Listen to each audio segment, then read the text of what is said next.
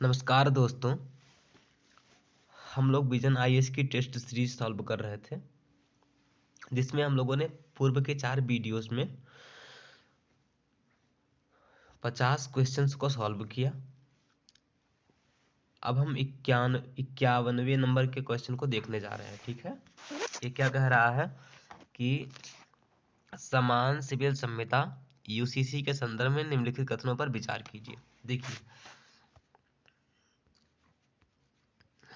DPSP को भाग 4 में रखा गया है। ठीक है, भाग 4 कहाँ से कहाँ तक है? तो अनुच्छेद 36 से 51 तक भाग 4 है। ठीक है, और इसी के मध्य में एक अनुच्छेद आता है 44। कौन सा आता है? 44। इसी में समान सिविल संहिता को बताया गया है। ठीक है, अनुच्छेद 44 में ही समान सिविल संहिता को बताया गया है। ठीक है, क्या कहा गया है कि जो राज्य है वह भारत के समस्त नागरिकों के लिए, ठीक है, भारत के जो राज्य हैं और राज्य क्षेत्र में निवास करने वाले जो नागरिक हैं उन नागरिकों के लिए समान सिविल संहिता सुनिश्चित कराएगी, अर्थात कराने का प्रयास करेगी। कराएगी नहीं, करने का प्रयास करेगी। ठीक है, ऐसा बताएगा, अर्थात सभी के लिए समान कानून बनाया जाएगा, ऐसा कहा गया है उसमें। ठीक है, और याद रखिए, ये किसी न्यायालय द्वारा लागू नहीं कराया जा सकता है। ठीक है, अर्थात यह अप्रवर्तनीय है। पूरा डीपीएसपी ही अप्रवर्तनीय है। ठीक है, आर्टिकल 47 में कहा गया है कि जो डीपीएसपी है वो अप्रवर्तनीय है तथा ये शासन के मूलभूत हैं, शासन में मूलभूत हैं, और राज्य इन्हें नीति निर्माण में लेगी। ठीक है, नीति निर्माण में इसका उपयोग करेगी, ऐसा उसमें बताया गया है। ठीक है, तो ये अप्रवर्तनीय है, अर्थात न्यायालय द्वारा इनका प्रवर्तन करा करके इन्हें लागू नहीं कराया जा सकता है, अपितु राज्य अपने मन से इसे लागू करेगी। ठीक है, जैसे अनुच्छेद 40 में पंचायतों के गठन की बात कही गई है। ठीक है, तो राज्य ने क्या किया? 73वें संविधान संशोधन के द्वारा क्या किया? उसको लागू किया। ठीक है, 73वां और 74वां संविधान संशोधन करके राज्य ने पंचायतों को लागू किया। ठीक है, उसी प्रकार इसे भी कभी लागू कर देगी। और वर्तमान में एक ही राज्य है, गोवा। कौन? गोवा, जहां पर समान सिविल संहिता लागू है। ठीक है, और कहीं भी लागू नहीं है। चलिए देखिए क्वेश्चन क्या कहते हैं। क्वेश्चन का कह रहा है भारतीय संविधान के अनुच्छेद 44 के अंतर्गत राज्य भारत के समस्त राज्य क्षेत्र में समान सिविल संहिता सुनिश्चित करने का प्रयास करेगा। सही बात है। ठीक है, दूसरा, वर्तमान में गुजरात एक समान सिविल संहिता वाला एकमात्र राज्य है। गलत बात है, यहाँ पर सिविल संहिता ही नहीं है तो एकमात्र राज्य कैसे होगा? गलत बात है। ठीक है, अनुच्छेद इसका एक यही सही है। ठीक है, केवल एक सही है। आगे चलते हैं। दूसरा,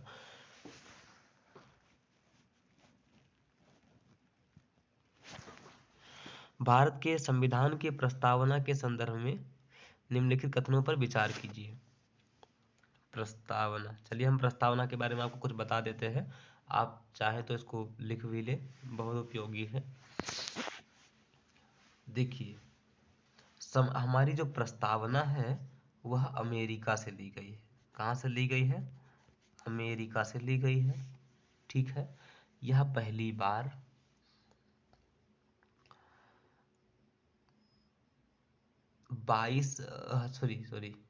बार 13 दिसंबर को पढ़ी गई। कब पढ़ी गई? 13 दिसंबर 1946 में पढ़ी गई। ठीक है, 13 दिसंबर 1946 को यह पढ़ी गई।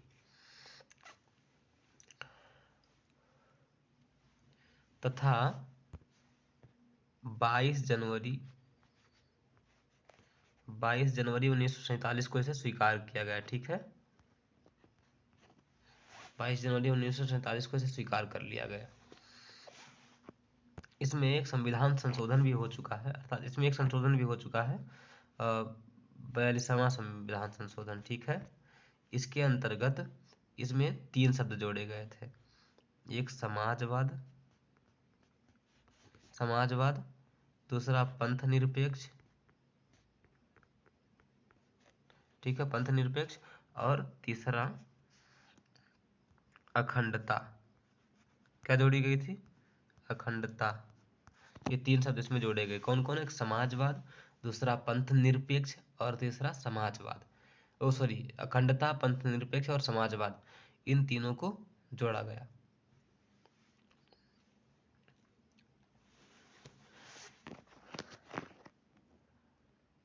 और हाँ, एक बात और, नेहरू जी ने प्रस्तावना को संविधान की आत्मा कहा है, ठीक है, आत्मा कहा, याद रखिएगा इस बात को। क्वेश्चन क्या कह रहा है? संविधान सभा द्वारा शेष संविधान अधिनियमित करने से पूर्व प्रस्तावना को अधिनियमित किया गया था। ये गलत बात है, ठीक है।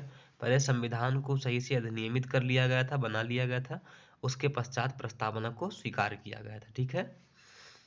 दूसरा क्या कह रहा है? प्रस्तावना 1946 में जवाहरलाल नेहरू द्वारा प्रारूपित एवं प्रस्तुत किए गए उद्देश्य संकल्प पर आधारित था। देखिए, इसको समझ लेते हैं। 9, 11 और 13, ये 3 डेट हैं जो एक 1946 से संबंधित है, ठीक है। किससे संबंधित है? 1946 से संबंधित है। और 1946 में भी दिसंबर माह से, ठीक है, याद रखिए, दिसंबर माह। तो इन तीनों दिन बैठक हुई थी, ठीक है, संविधान सभा की बैठक हुई थी। तो जो तीसरी बैठक थी, 13 दिसंबर को जो बैठक हुई, उस बैठक के दिन नेहरू जी द्वारा उद्देश्य संकल्प प्रस्तुत किया गया, ठीक है, और उसी के तहत इस प्रस्तावना को सुनाया गया। पहली बार उनके द्वारा इसको पढ़ा गया, ठीक है, और उसके पश्चात इसे बाद में क्या कर लिया गया? स्वीकार कर लिया गया, याद रखिए। तो हमारा दूसरा वाला ऑप्शन क्या है? सही है। पहला वाला गलत है, दूसरा वाला सही है। तो यहाँ पर हमारा बी ऑप्शन सही हो जाएगा, केवल बी। आगे चलते हैं।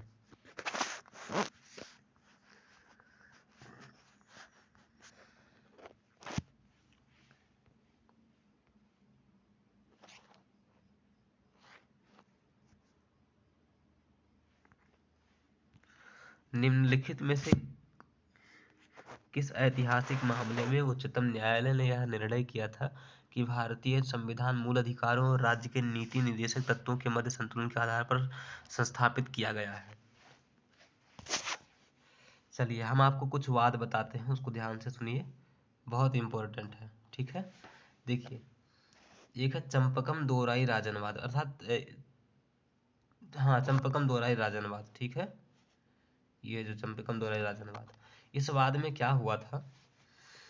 इस चंपकम दोहराई राजनवाद में ये 1951 से 51 से संबंधित है। कब से संबंधित है? 1951। चंपकम दोहराई राजनवाद जो है वह 1951 में हुआ था।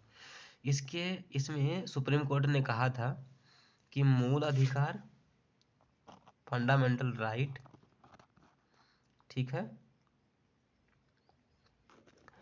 और डीपीएसपी के मध्य जब टकराव होगा, इन दोनों के मध्य, फंडामेंटल राइट और डीपीएसपी के मध्य में जब टकराव होगा, तो इस स्थिति में कौन जीतेगा? तो फंडामेंटल राइट जीतेगा। कौन जीतेगा? फंडामेंटल राइट जीतेगा, अर्थात यही प्रभावी होगा, ठीक है। फंडामेंटल राइट और डीपीएसपी के मध्य जब टकराव होगा तो कौन जीतेगा? फंडामेंटल राइट जीतेगा, ठीक है, इतना बात याद रखिएगा। ये कब कहा गया था? तो चंपकम दोहराई राजन बनाम मद्रास राज्य, इस वाद में सुप्रीम कोर्ट ने ऐसा कहा था। उसके पश्चात एक वाद और है, केशवानंद भारती। कौन सा वाद? केशवानंद भारती बनाम केरल राज्य। यह 1773 सॉरी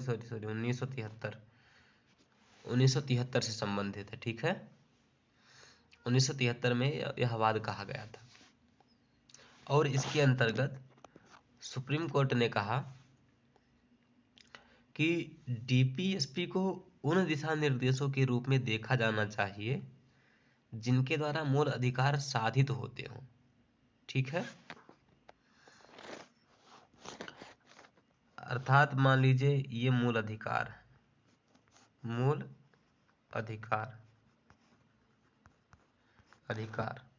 अब बचे डीपीएसपी। जो डीपीएसपी हैं उनको ऐसा निर्देश समझना चाहिए जो मूल अधिकारों की सिद्धि करते हो, ठीक है, मूल अधिकारों को साधते हो, ठीक है, ऐसा समझना चाहिए डीपीएसपी को। समझ में आया। आगे चल करके एक वाद और आया 1980 में। 1980 में एक मामला और आया। वो मामला कौन सा था? तो मिनर्वा मिल्स वाद, ठीक है, याद रखिए, लिखा हुआ मिनर्वा मिल्स वाद। मिनर्वा मिल्स वाद में यहाँ के न्यायाधीश थे पीएन भगवती। कौन थे? पीएन भगवती जी ने कहा कि जो डीपीएसपी है और मूल अधिकार है, ठीक है, इन दोनों के मध्य संतुलन के आधार पर संविधान की स्थापना की गई है। किसकी स्थापना की गई है? संविधान की स्थापना की गई है। मान लीजिए ये एक चीज है और इधर एक चीज है, ठीक है।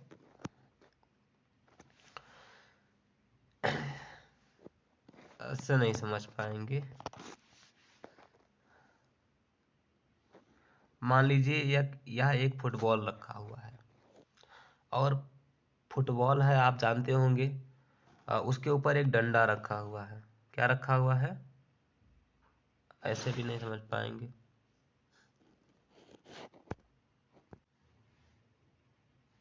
मान लीजिए एक तराजू है, तराजू में दो पलड़े होते हैं, ठीक है, और एक पलड़े में मान लीजिए क्या बैठा है? डीपीएसपी बैठा हुआ है और एक में मूल अधिकार बैठा हुआ है, ठीक है। तो इन दोनों को पलड़े में रखने के बाद दोनों बराबर रहते हैं। ऐसी स्थिति में संविधान की क्या की गई? स्थापना की गई है। और इस स्थिति में आप किसी एक पलड़े को जब भारी कर देंगे ना, तो पलड़ा भारी हो जाएगा और संविधान डगमगा जाएगा, ठीक है। ऐसा इन्होंने कहा था कि मूल अधिकार और डीपीएसपी के मध्य संतुलन के आधार पर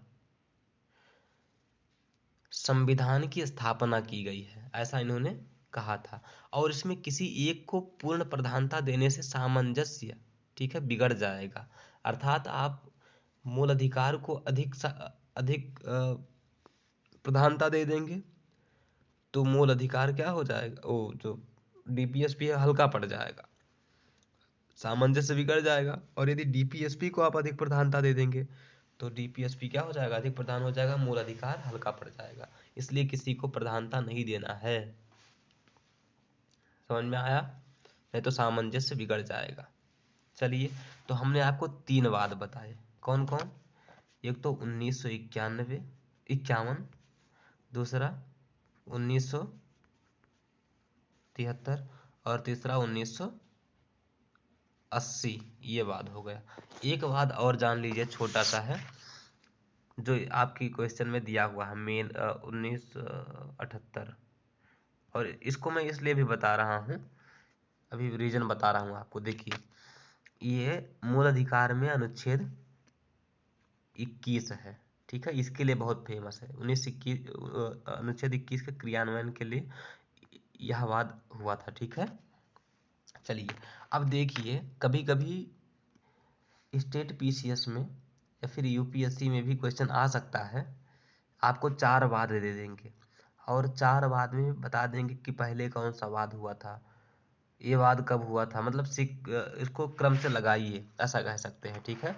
जैसे आपको यही यही क्वेश्चन ले लीजिए, इसमें 4 बात दिए हैं: चंपकम दोराई राजन बनाम मद्रास, मिनर्वा मिल्सवाद, केशवानंद भारती, मेनका गांधी।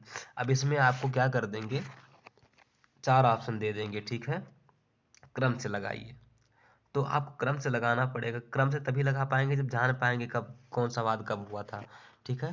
तो अब सीधा सीधा आप जान लेंगे कि जो मेनका गांधीवाद है वह कब हुआ था, तो 78 में हुआ था, ठीक है। और केशवानंद भारतीवाद यह 73 में हुआ था, ठीक है। मिनर्वा मिल्सवाद 80 में हुआ था, और ये कब हुआ था, चंपकम दोराई राजनवाद, ये 51 में हुआ था। अब आप क्रम से लगा लेंगे कि नहीं लगा लेंगे, 51, 73, 78, 80, सीधा लगा लीजिए क्रम से, क्या दिक्कत है। और इस बहुत इंपॉर्टेंट है, पूछा जाएगा, ठीक है, पूछा जा सकता है, तो इसको नोट कर लीजिएगा आप। चलिए हम लोग क्वेश्चन देखते हैं क्या कह रहा है। निम्नलिखित में से किस ऐतिहासिक मामले में उच्चतम न्यायालय ने यह वर्णन किया था कि भारतीय संविधान मूल अधिकारों और राज्य के नीति निर्देशक तत्वों के मध्य संतुलन के आधार पर स्थापित किया गया है। मैं बहुत अच्छे भली भांति प्रकार समझा दिया हूँ, और आपके द्वारा गलत नहीं होना चाहिए, ऑप्शन यही है, ठीक है। चलिए, मेरा प्रयास यह रहता है, ऐसा नहीं है कि मैं आपके इस क्वेश्चन को ही सॉल्व कराना चाहता हूँ, अपितु मैं चाहता हूँ कि जिस टॉपिक पर क्वेश्चन आया है उस टॉपिक से संबंधित आपको कोई भी क्वेश्चन मिल जाए वो आप सॉल्व कर लें।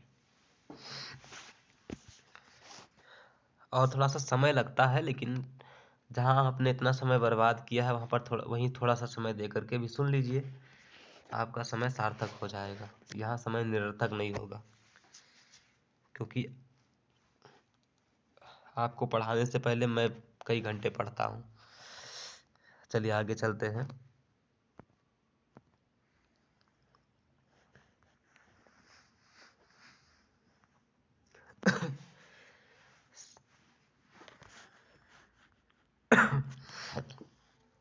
राज्य लोक सेवा आयोग के संदर्भ में निम्नलिखित कथनों में से कौन सा सही नहीं है। याद रखिए, मैं आपको एक बार और बता देता हूँ कि जहाँ सही नहीं है उस पद को आपको विशेष तरीके से ध्यान देना है, ठीक है। जहाँ पर सही नहीं है ऐसा पद दिया हुआ है वहाँ पर आपको विशेष ध्यान देना है।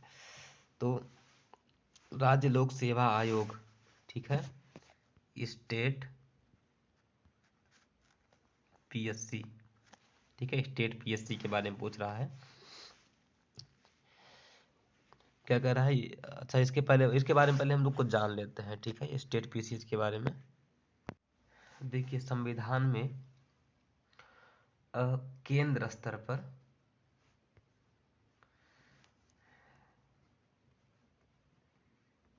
स्तर पर यूपीएससी एससी और राज्य स्तर पर एसपीएससी का गठन किया गया है, ठीक है। केंद्र स्तर पर क्या है, यूपीएससी है, और राज्य स्तर पर लोक सेवा आयोग, राज्य लोक सेवा आयोग है, ठीक है, एसपीएससी है। और संविधान में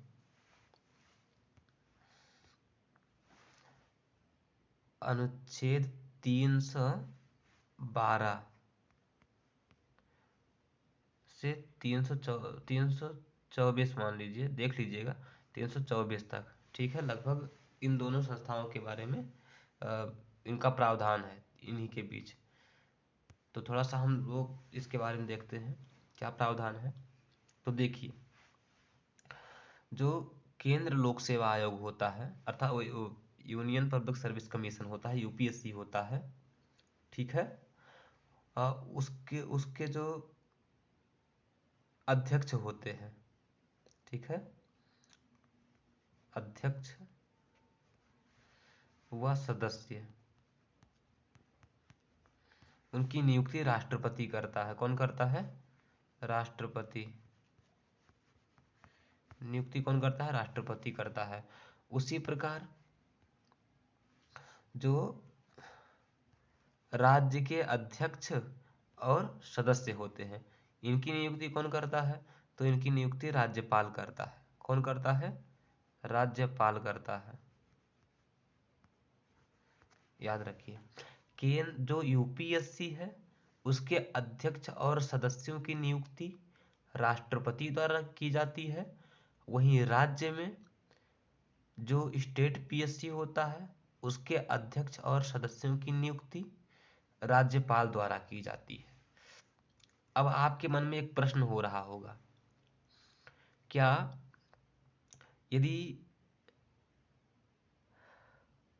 जो यूपीएससी के अध्यक्ष और सदस्य होते हैं उनको जिसके द्वारा नियुक्त किया गया है उन्हीं के द्वारा हटाया जाएगा, अर्थात राष्ट्रपति द्वारा ही उनको हटाया जाएगा। ठीक है, तो जो स्टेट के अध्यक्ष और सदस्य होते हैं उसी प्रकार इनको राज्यपाल द्वारा भी हटाया जाना चाहिए। ये बात आप समझ नहीं पाए होंगे क्योंकि मैं थोड़ा सा गलत बता दिया हूँ, मतलब गलत नहीं बताया हूँ, थोड़ा सा बताने का तरीका सही नहीं। देखिए क्या है, ये जो सदस्य होते हैं ना, यूपीएससी के सदस्य होते हैं, उन सदस्यों को और अध्यक्ष को राष्ट्रपति द्वारा हटाया जाता है। ठीक है, राष्ट्रपति द्वारा हटाया जाता है। ठीक है, तो आपके मन में जिज्ञासा हो, मतलब शंका हो रही होगी कि जैसे इसके द्वारा हटाया जा रहा है, मतलब यहाँ पर राष्ट्रपति हटा रहा है तो उसी प्रकार वहाँ राज्यपाल हटाएगा। तो ऐसा डाउट आपके मन, मतलब ऐसा जो शंका आपके मन में आ रहा है उसको त्याग दीजिए। राज्यपाल सिर्फ नियुक्ति करता है, हटाता नहीं है। ठीक है, हटाता कौन है, तो हटाता राष्ट्रपति ही है, और उन्हीं आधार पर उनको हटाएगा, स्टेट पीसीएस वालों को, जिन आधार पर यूपीएससी के अध्यक्ष और सदस्यों को हटाएगा। ठीक है, जिस प्रक्रिया से यूपीएससी के अध्यक्ष और सदस्यों को राष्ट्रपति हटाएगा उसी प्रकार उसी प्रक्रिया के आधार पर, ठीक है, वह राज्य पीसीएस के अध्यक्ष और सदस्यों को हटाएगा। समझ में आया? और याद रखिए, जो यूपीएससी के सदस्य होते हैं, ठीक है, उनका जो वेतन होता है वह केंद्र के संचित निधि पर भारित होता है। किस पर होता है? केंद्र के संचित निधि, संचित निधि पर भारित होता है। और जो स्टेट पीसीएस के होते हैं उनका राज्य की संचित निधि पर वेतन और भत्ता भारित होता है। ठीक है, संचित निधि कहाँ पर है, तो संचित निधि आर्टिकल 266 में है। ठीक है, याद रखिएगा, संचित निधि कहाँ है, आर्टिकल 266 में है।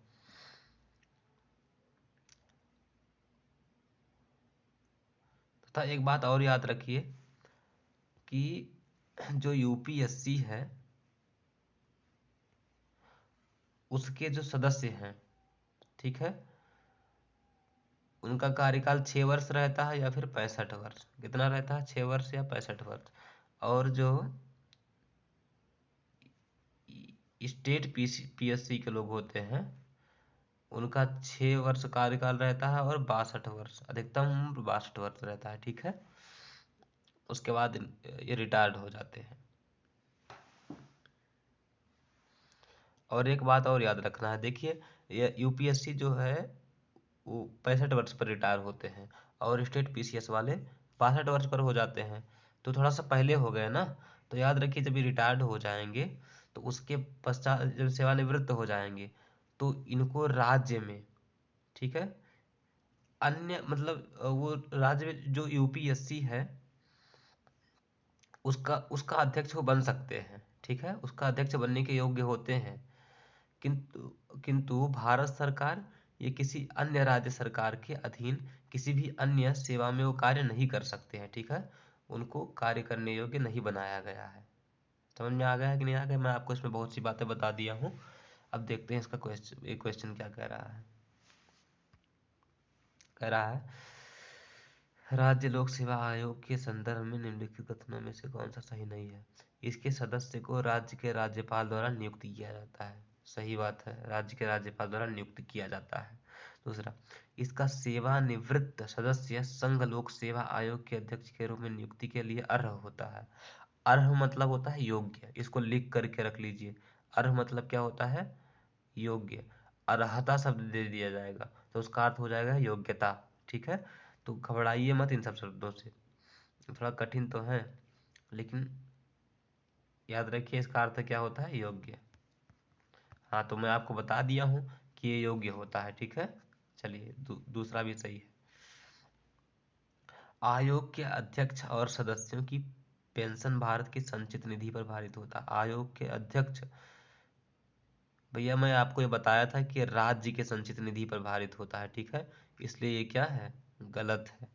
और सरकार को प्रस्तुत की गई अनुशंसा की प्रकृति केवल परामर्शकारी होती है। ठीक है, हाँ, ये जो परामर्श देंगे वो सिर्फ सलाहकारी होगी। ठीक है, तो यहाँ पर चूंकि नहीं पूछा गया है इसलिए ऑप्शन यहाँ पर ये सही होगा, बाकी इन सबको यहाँ पर हम काट देंगे। ठीक है, नहीं के आधार पर यही सही है। चलिए आगे चलते हैं।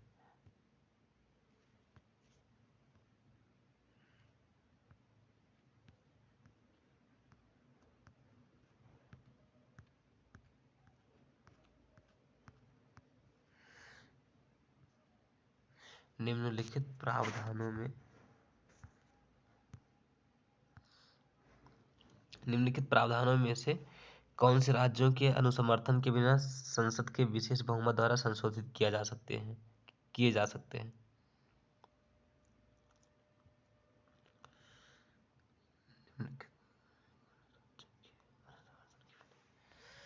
देखिए इस क्वेश्चन को बड़े समझिए। निम्नलिखित प्रावधानों में से कौन से राज्यों के अनुसमर्थन, अनु को हटा दीजिए आप, ये आपके लिए कठिन है, सीधा समर्थन जोड़िए। ठीक है, निम्नलिखित प्रावधानों में से कौन से राज्यों के समर्थन के बिना संसद के विशेष बहुमत द्वारा संशोधित किए जा सकते हैं। ठीक है, अर्थात राज्य की कोई भूमिका न रहे। ठीक है, और सिर्फ केंद्र ही इसको क्या करे, विशेष बहुमत से संशोधित किए करे, राज्य की कोई भूमिका न रहे। ठीक है, अर्थात राज्य समर्थन न करे फिर भी वो संशोधित कर ले जाए, ऐसे कौन से हैं। तो पहली बात जान लीजिए कि जो संशोधन होता है ना वो मुख्यतः तीन प्रकार का होता है। एक होता है साधारण, दूसरा होता है प्रभावी और तीसरा होता है विशेष बहुमत।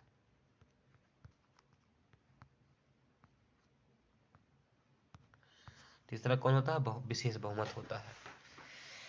तो विशेष बहुमत भी तीन प्रकार का होता है।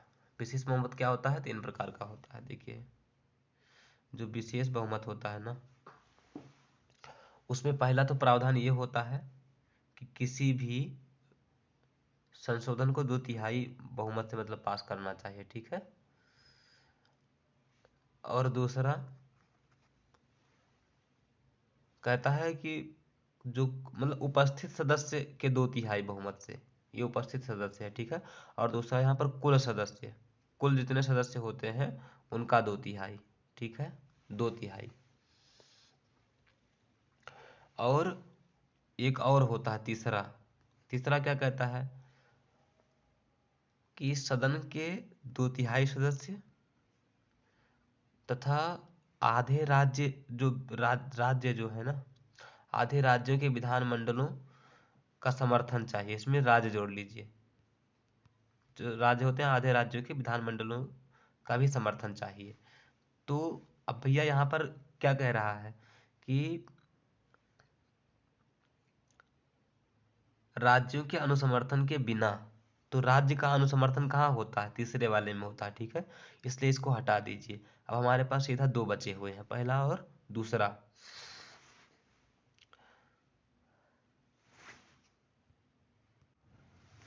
राज्यों के साथ में जब जब राज्य समर्थन करते हैं तो ये कौन कौन सा संविधान संशोधन करते हैं, तो उसके लिए जो संसद से संबंधित होगा, संघ राज्य की जो कार्यपालिका शक्तियाँ होती हैं उनसे संबंधित होगा। ठीक है, सुप्रीम कोर्ट और हाई कोर्ट से किससे संबंधित जो प्रावधान होंगे और विधायी शक्तियों से संबंधित जो प्रावधान होंगे, इस स्थिति में राज्यों का भी अनुसमर्थन चाहिए होता है। ठीक है, और उसके अतिरिक्त जब सदन जो 2/3 बहुमत से जब पारित किया जाता है, अर्थात उपस्थित सदस्य संख्या में 2/3 बहुमत से जब पारित किया जाता है, तो जैसे फंडामेंटल राइट हो गया, डीपीएसपी हो गया आदि पर क्या किया जाता है,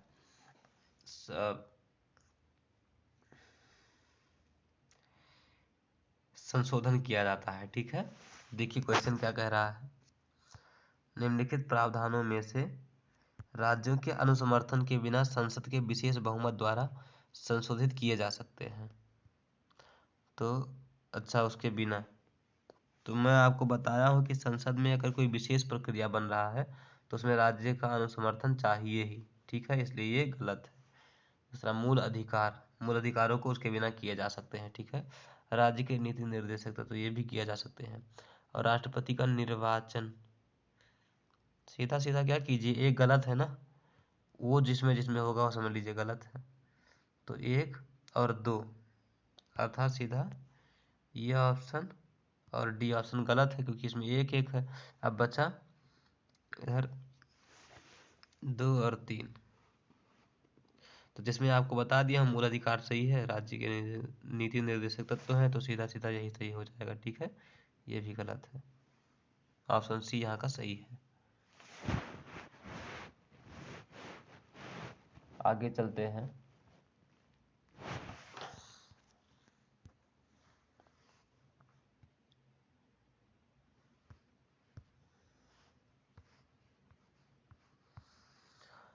भारत और एक पड़ोसी देश के बीच सीमा विवाद है।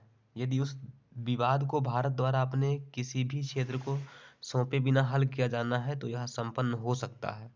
संसद द्वारा साधारण बहुमत से विधि पारित करके, किसी भी संवैधानिक संशोधन की आवश्यकता के बिना एक कार्यकारी कार्रवाई से, विशेष बहुमत द्वारा एक संवैधानिक संशोधन और राज्य विधानसभाओं में से आधे की सहमति से, विशेष बहुमत द्वारा एक संवैधानिक संशोधन द्वारा। 1 मिनट,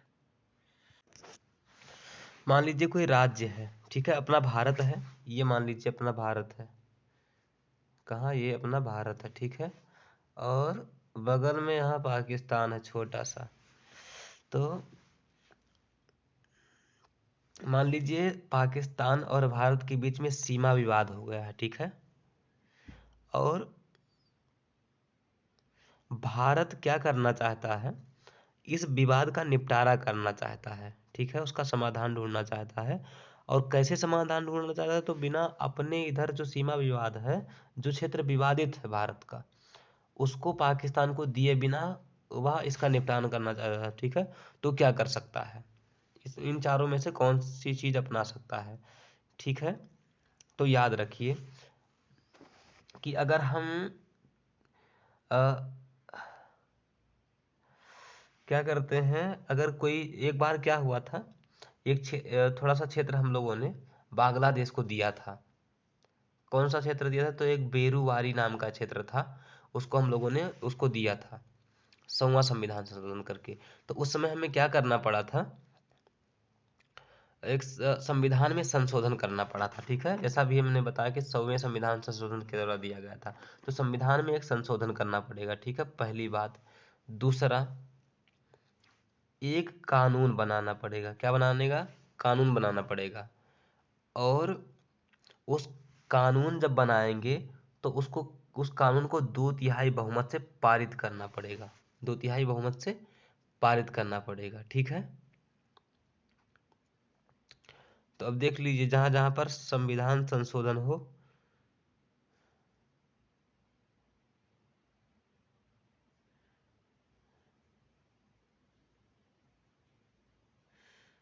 हाँ, और उच्चतम न्यायालय ने एक निर्णय सुनाया था। उच्चतम न्यायालय ने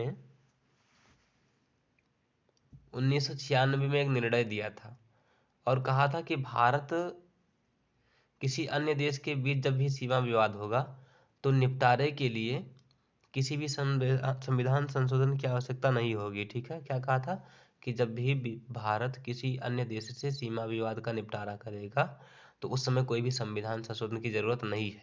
ठीक है, ऐसा जो विवाद होगा उसको एक कार्यकारी कार्रवाई के द्वारा उसका निपटान किया जाएगा।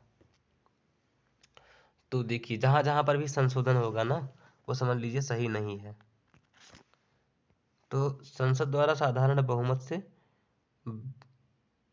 विधि पारित करके, गलत है भाई, संशोधन करना पड़ेगा। दूसरा, किसी भी संवैधानिक संशोधन की आवश्यकता के बिना एक कार्यकारी कार्यवाही से किसी भी संवैधानिक संशोधन की आवश्यकता के बिना, यही सही बात है।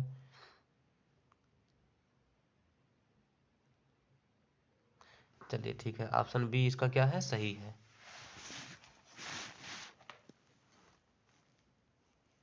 आगे चलते हैं। बाकी किसी को कोई डाउट हो तो सीधा आप कमेंट करके पूछ सकते हैं।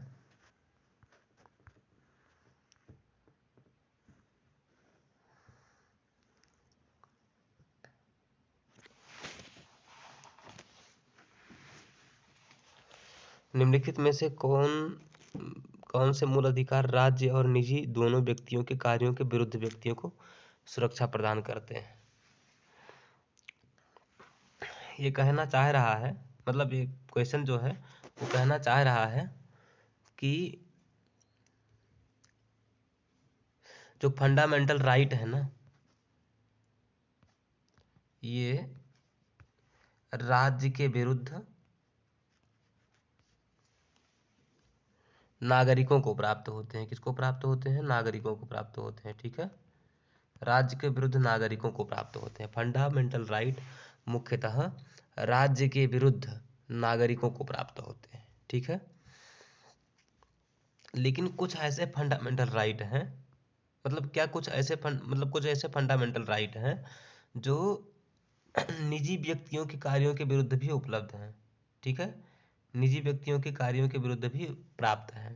समझ में आया कि नहीं आया? मुख्यतः फंडामेंटल राइट राज्य के विरुद्ध प्राप्त है। किसको प्राप्त है? तो नागरिकों को प्राप्त है। ठीक है, और कुछ फंडामेंटल राइट ऐसे भी हैं जो निजी व्यक्तियों के प्रति भी उपलब्ध कराए गए हैं। ठीक है, तो जो नीचे ऑप्शन दिए गए हैं उनमें से कौन कौन से फंडामेंटल राइट हैं जो व्यक्तियों के विरुद्ध प्राप्त हैं, तो ये हम लोगों को देखना है। बहुत सरल है, जैसे देख लीजिए सीधा। ऐसे आर्टिकल आपके पास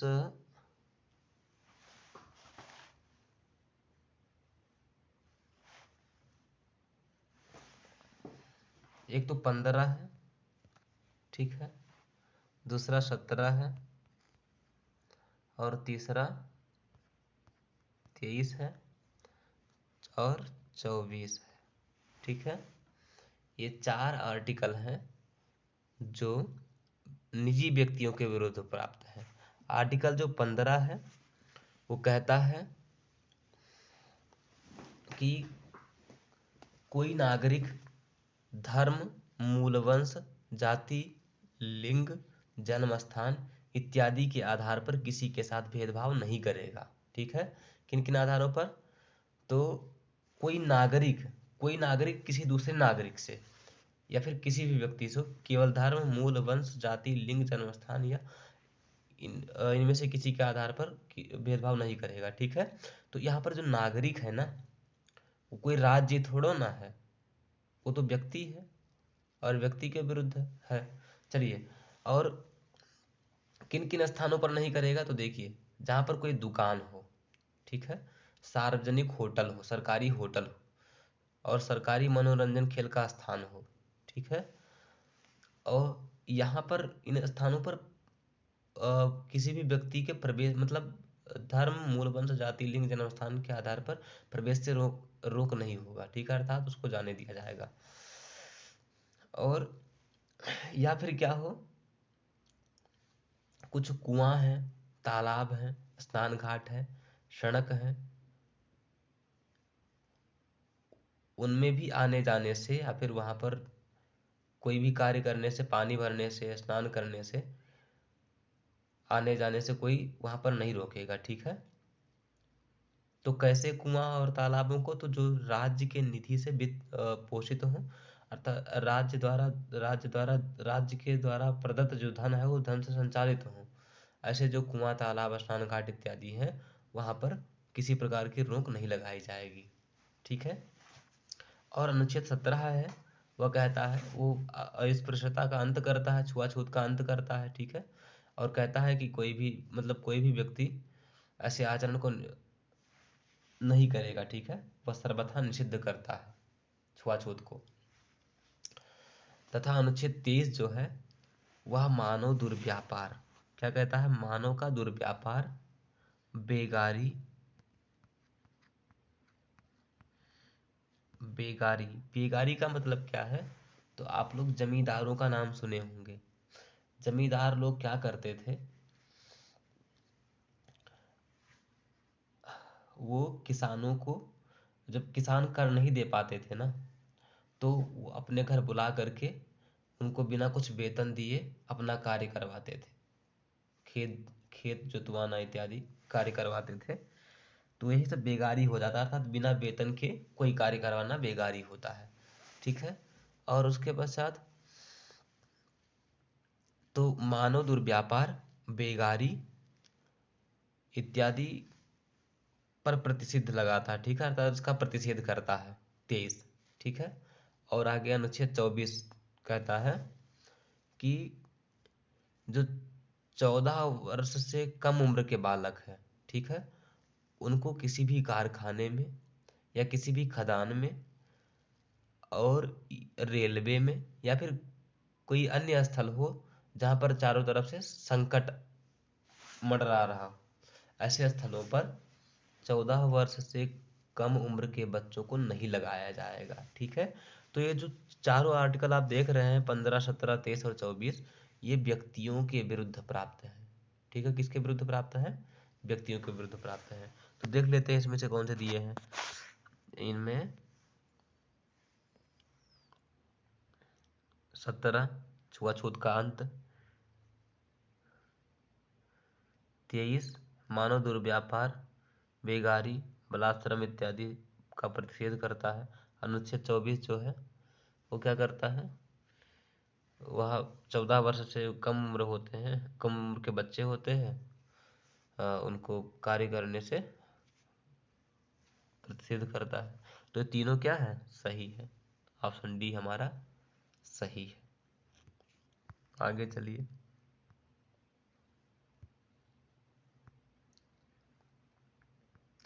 संविधान के भाग सॉरी अनुच्छेद 19 के संदर्भ में निम्नलिखित कथनों पर विचार कीजिए।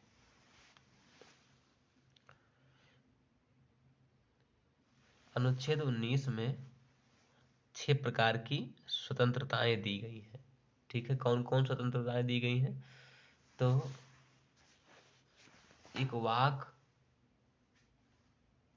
अभिव्यक्ति की स्वतंत्रता, ठीक है, याद रखिए, वाक एवं अभिव्यक्ति की स्वतंत्रता। दूसरा, शांतिपूर्ण और बिना युद्ध के सम्मेलन। तीसरा,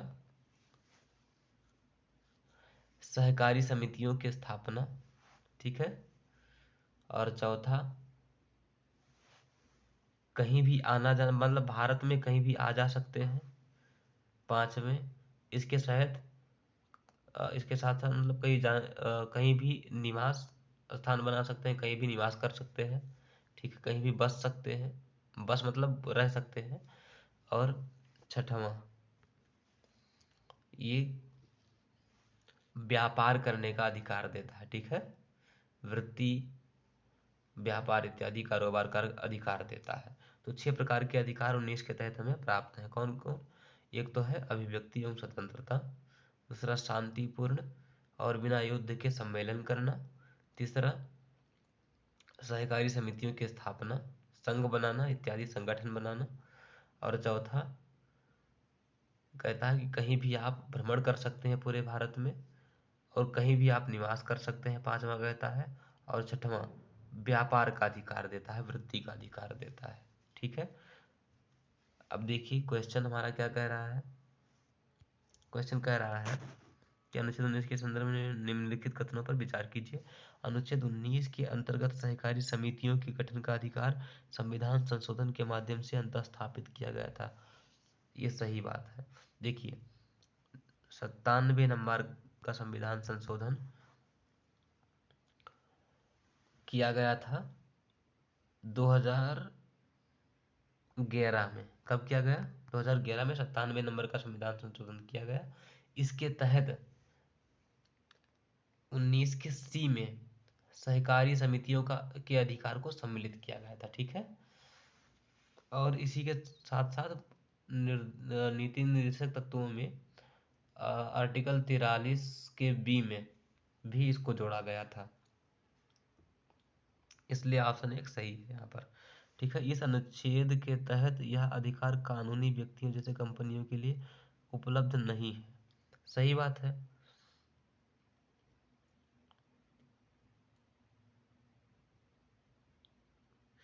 जो कानूनी व्यक्ति हैं उनके लिए कंपनी बनाने का कोई अधिकार नहीं है। ठीक है, चलिए यहाँ पर क्या है, दोनों सही है, सी ऑप्शन सही है।